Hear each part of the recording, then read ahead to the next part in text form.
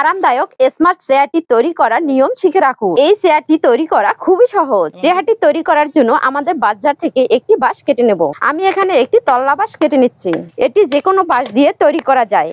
বাঁশটি কাটা হয়ে গেছে। বন্ধু, ভিডিওটি এই পর্যন্ত দেখে থাকলে একটি লাইক দিন। এখন বাঁশটিকে 36 ইঞ্চি করে 4টি খণ্ডে কেটে নেব। আর 4টি খণ্ড বাঁশের গোড়া থেকে অবশ্যই কেটে নিতে হবে। চেয়ারটি তৈরি করার জন্য একটি বাঁশই যথেষ্ট।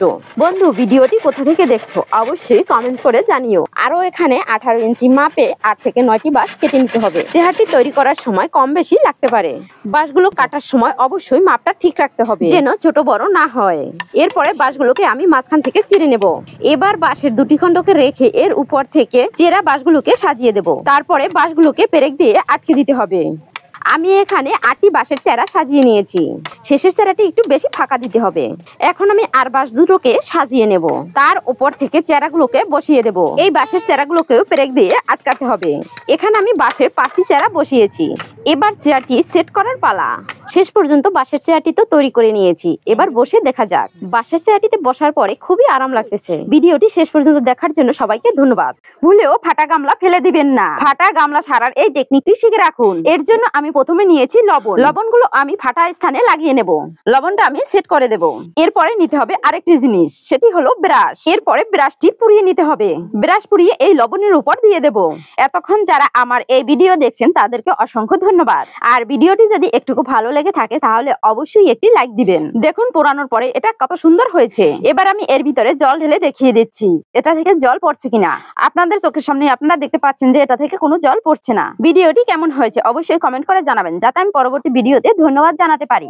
ভুলেও পেঁয়াজের খোসাকেও ফেলে দিবেন না। এই খোসা দিয়ে তৈরি করে নিন কিছু অসাধারণ জিনিস। এই খোসাগুলো 2টি ভাগে ভাগ করে একটি পাত্রে আমি জল দিয়ে দেব। এটাকে 20 মিনিট ধরে ভিজিয়ে রেখে দিতে হবে। আর বাকি পেঁয়াজের খোসাগুলো চুলায় একটি কড়াই বসিয়ে তার ভিতরে দিয়ে দেব।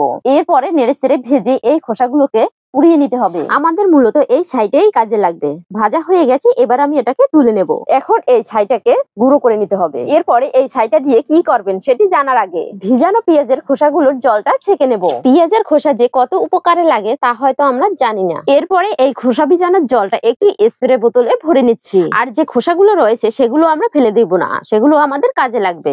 এখন এই জলটা দিয়ে কি করবেন, আপনার বাড়িতে থাকা যেসব গাছ হলুদ ভাব রয়েছে এবং পোকায় ধরেছে সেসব গাছে এই জল স্প্রে করে দিন, তাহলে আর কোনো সমস্যা থাকবে না। আর এই খোসাটাকে গাছের গোড়ায় দিয়ে দিন, এতে গাছের খুবই উপকার হবে। এখন আমি এই পুরানো ছাইয়ের ভিতরে শ্যাম্পু দিয়ে দেব। আর তার সাথে দেব 1 চামচ নারকেল তেল দিয়ে ভালোভাবে মিশিয়ে নিচ্ছি। এবার আসুন জেনে নিই এটা দিয়ে কি করবেন। যাদের মাথার চুল পেকে গেছে তারা এটিকে কলপ হিসেবে ব্যবহার করতে পারেন। এতে আপনার সাদা চুল কালো হয়ে যাবে। ভিডিওটি দেখে উপকৃত হলে অবশ্যই একটি শেয়ার দিন।